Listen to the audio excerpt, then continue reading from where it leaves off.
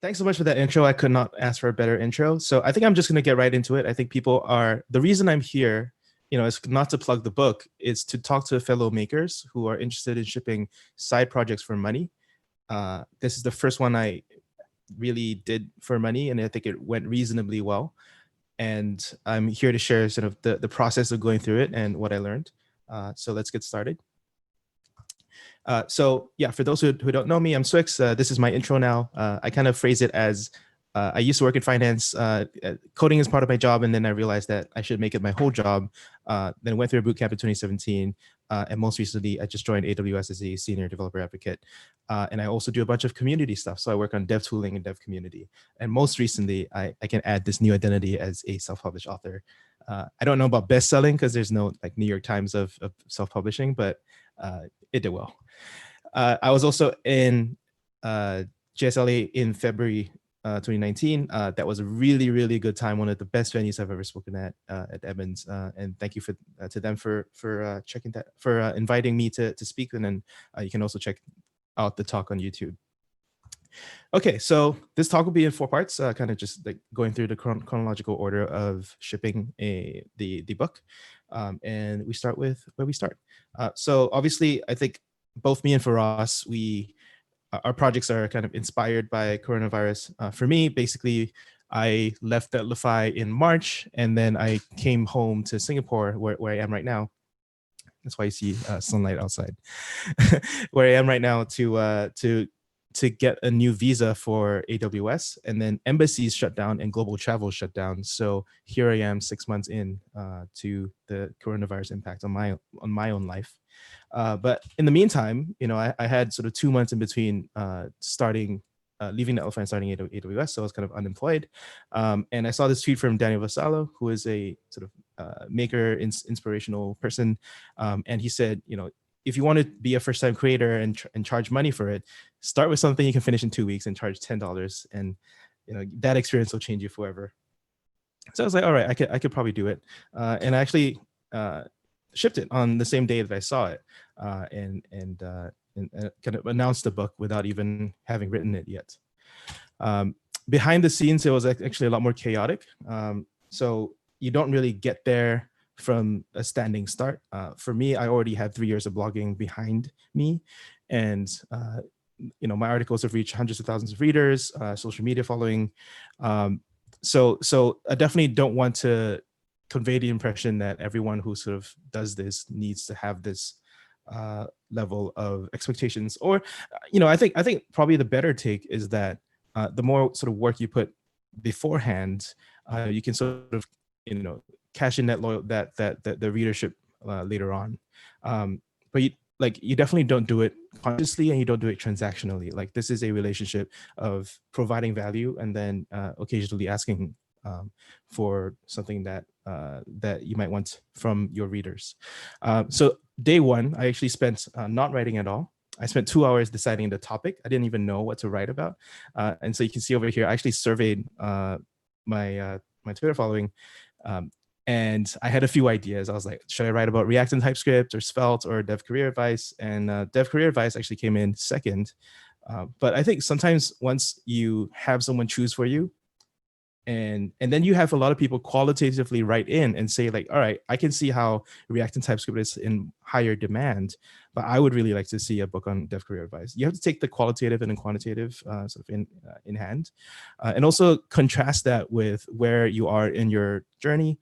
For me, I had sort of recently completed that transition from junior to senior, at least in job title. So I think that there's a paucity of books out there that sort of no one ever like sits down and documents this journey. It's either a whole bunch of like how to crack the technical interview, or a whole bunch of super senior stuff. There's no sort of intermediate book range, and that's kind of what I was going for. And so that's what I decided on, and it took me 2 hours, then 4 hours to decide the name of the book, to pull up the landing page and marketing copy, and then also announce the sort of pre-sale. This is how the book looked. This is literally a PDF with just like, thanks for buying it, I don't have anything yet. And I sold this PDF for $4,000 on the first day. So this is definitely people who've read my work and trust that I I can ship, and they're kind of just thanking you and supporting you. So it may seem impressive, but just keep in mind that people on Kickstarter regularly raise hundreds of thousands of dollars on, a hope and a dream. And I definitely view this as a form of Kickstarter. Like you don't earn that money on the day that you get it. It's something that you now owe your customers. Okay, so then I went through a period of goal setting. So I said, if I, charge myself a rate of 200,000 because I was unemployed, right? I was between jobs. And I mean, that is reflective of coastal salaries. I don't know what the job market is like in LA, but yeah, that's sort of New York salaries. So if I charge myself, like if I was going to complete it in 2 weeks and I charge myself at 200,000 a year, that's about 7.7 thousand. That's rounded up to 8,000. And if I want to make 8,000 out of this side project, I have to sell 200 to 400 copies. $19 was the pre-sale price that I set, with the intention of raising the sort of full price to $39. And day one, I got $4,000, so I was already halfway to my goal. So a decent start, but I hadn't earned it yet because I hadn't shipped the book, and that became a liability. Mostly, I want to give that overall impression that I think you would be tempted to do a lot of this math. It's useless because it doesn't actually help you write the book. You can't really control the result. All you can do is control the product. So setting goals isn't as helpful as just writing and then taking and doing the best that you can at each point in time. And the results will come as they come. And I think that's a much healthier way to live, because if you fall short of your goals, you may consider yourself a failure. But actually, you might have actually done pretty well for yourself. And if you should kind of view it as an iterative game rather than a one-off, sprint towards the goal. Part 2 on writing. So writing, these are all the chapters that I planned out. And literally this was like within the first 2 days, I had all of these chapters planned. I was like, okay, this is like everything I've seen and heard and written and talked about, and I want to pass on to people that care about these things. It's very much like, I don't know, I think I wrote the book from a very much there's definitely a level of imposter syndrome, like who am I to write something like this? But I think at some level, all of us have opinions on the industry, and we share it with people that we care about. Like I have a little sister, and if she entered the tech industry, which she's staying very far away from, but she entered the tech industry, I would be the big brother, and I'll sit her down and tell her all this stuff. And I think that actually lowers the mental barrier a lot, because you may not agree with everything I say, but we're all trying to figure this out. And in truth, like nobody has the objective right answer. So all we can do is provide each other the best form of the argument that we can provide, and let people figure it out on their own and apply it to their own lives. The other thing that was in my favor was that I had written some of these chapters before. So these were prior blog posts, but certainly not anywhere near the majority of it. It worked out at the end that about a quarter of the book was sort of reformatted and updated prior blog posts, and then 3/4 was completely new content. But that actually obviously does help you ship a book faster if you already wrote a bunch of it.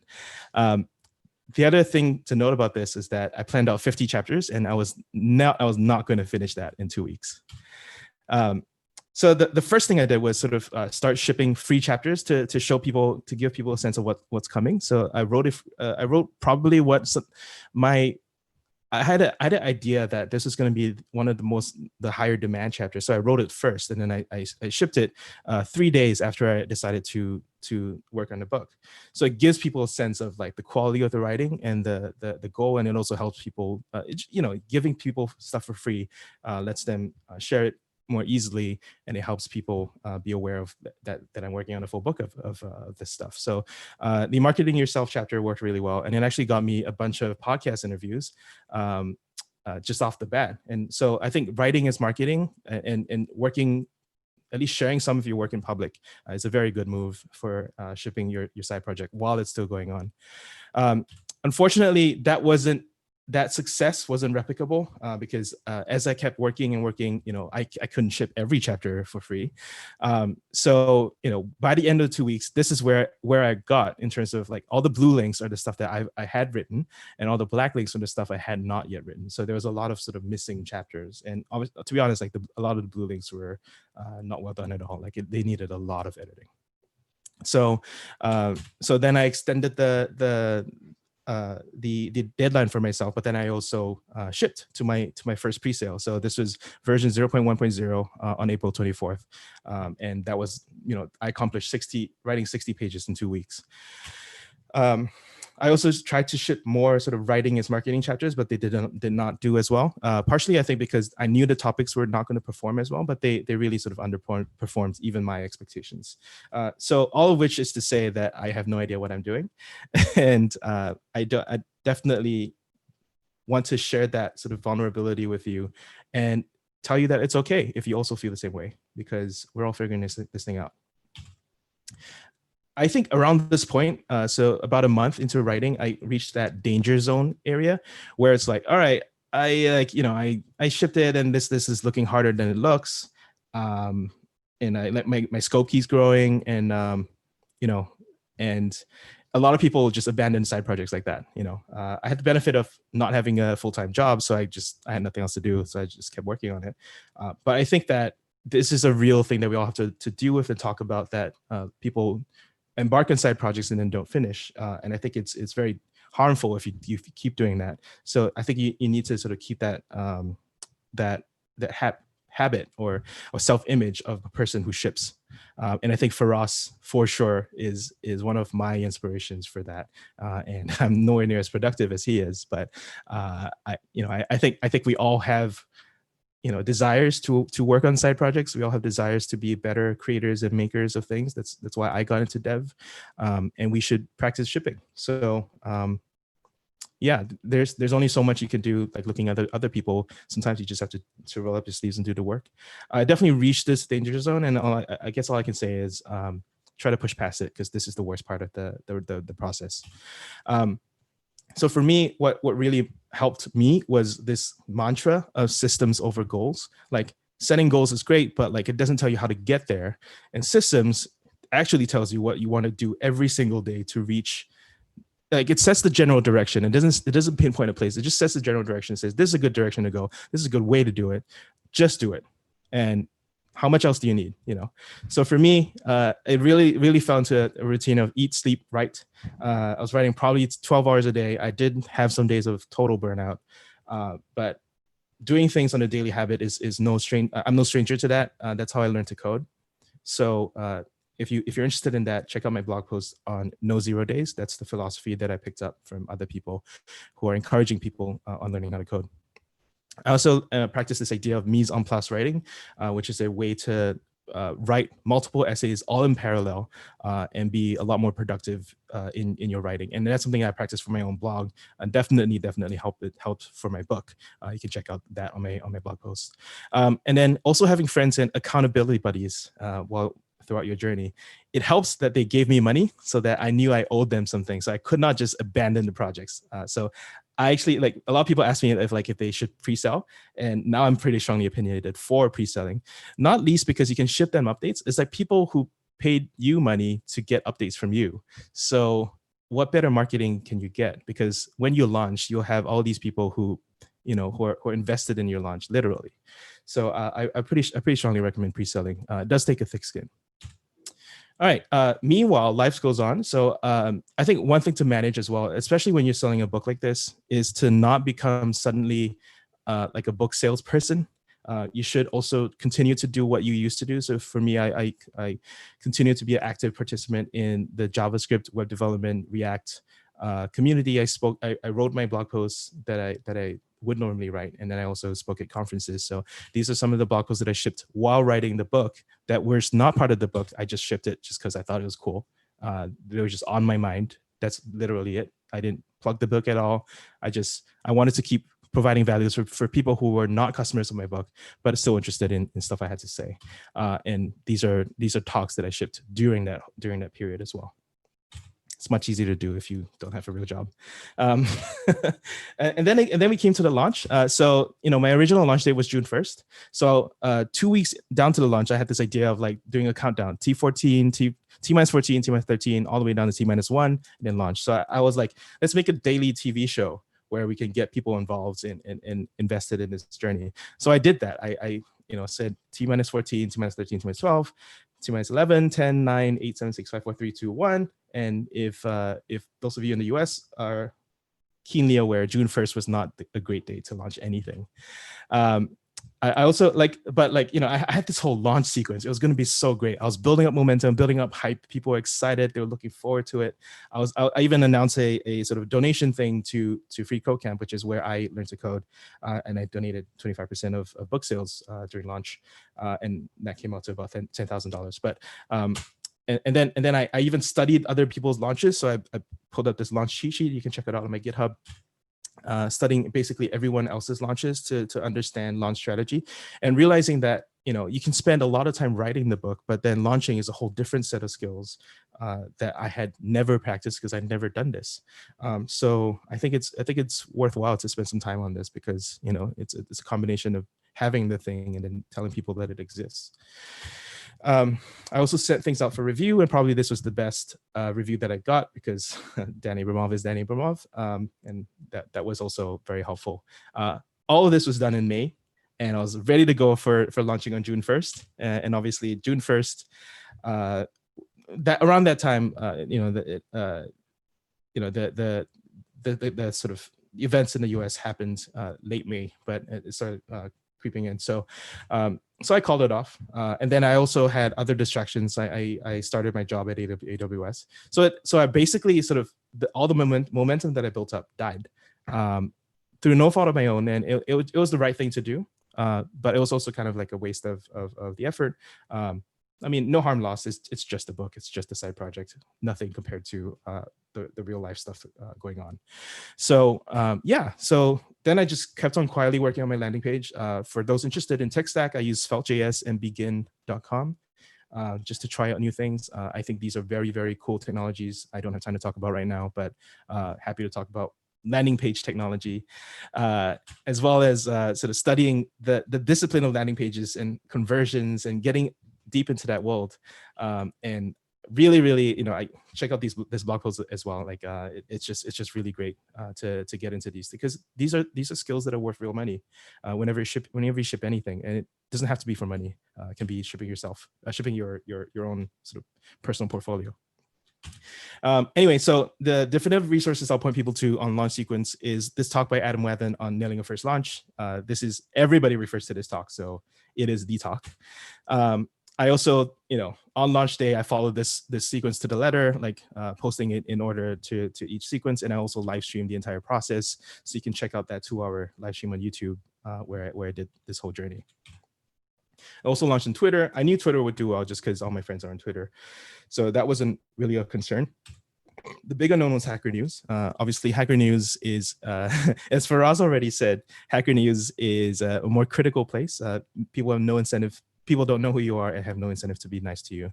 But I think that's also a challenge that you can rise to the occasion of. So someone here is, for example, criticizing me. You could take that negatively, or you could choose to take a stand and try to give a good response. And I did that here, and the guy actually changed his mind. And that actually demonstrated, part of the soft skills that I was trying to sell in the book. So you can turn a lot of sort of negative or critical or sort of risky situations into positives if you have the sort of right mentality, as long as they're not being too mean to you. The other thing I sort of regretted about Hacker News that I want to share with you is that when you do a show HN on Hacker News, you should have something for free without sign up, and I did not do that. And the Hacker News moderators actually took me off. So I was doing well on the front page of Hacker News, even went up to, I think, position 5. And then the moderators actually took me off because I did not have that, and and that killed the sales and traffic from Hacker News. So try to have that in future. But you don't learn these things until you ship. So it's really good. Lastly, I'm going to end with why. So I think most of the time as developers, we are bumper bowling, which means that when we work, a lot of stuff is taken care of for us, from sales to marketing to product decisions, to the long-term management of whatever you're trying to do. So you have to remove the bumpers at some point if you want to be an independent creator. So ship to get discipline, to get marketing experience, to get product decisions, design, but most of all, financial independence. Making independent money means that whenever I lose my job, I don't worry, because I know I can ship stuff for money because I've done it. I also have a good alternative to any job negotiations that I do, so I can ask for more money without having any shame. And the definitive approach to this is the stair-step approach. I don't have time to talk about it, but please check out this blog post if you're interested in being an indie hacker. And then also keep going. So I started a Twitter for the book, and I'm continuing to provide value there. Starting a podcast. I was on podcast after the launch. So I was on the Junior to Senior podcast. Definitely go check that out. That was one of the better interviews that I've ever done on the book, because David actually read it. But also, I also recommend this podcast, as well as some conference talks that I did all after the launch, and it continues to drive sales even today. So after you launch, keep launching. You're not done. And I also just recently started a podcast, sort of super short episodes, focused on topics from my book, as well as my friend Randall. So yeah, if you want the stats, here are the stats. So I switched platforms. So I originally started on Podia. On Gumroad. Gumroad, I got about $10,000. Podia, I got about $43,000 for a total of 50 something. And it's still going, and it's side passive income. So I really like that kind of thing. And finally, I want to end with this last slide. So kind of I wanted to give you that journey of, like, it starts off like this. It sounds great, and then you get into that swamp, and you have to push through it to achieve anything really great. And people who having family, having a good sense of humor, having a good mindset to this really helps you get across that dark swamp of despair. So yeah, that's my talk. That's my journey of shipping a side project for money. If you want to know more, check out my blog, as well as the dedicated site for the book, learnpublic.org. And I like to give a discount to anyone who makes it through one of my talks, because I know it's a struggle. So here's 30% off for you if you use that coupon. Thank you.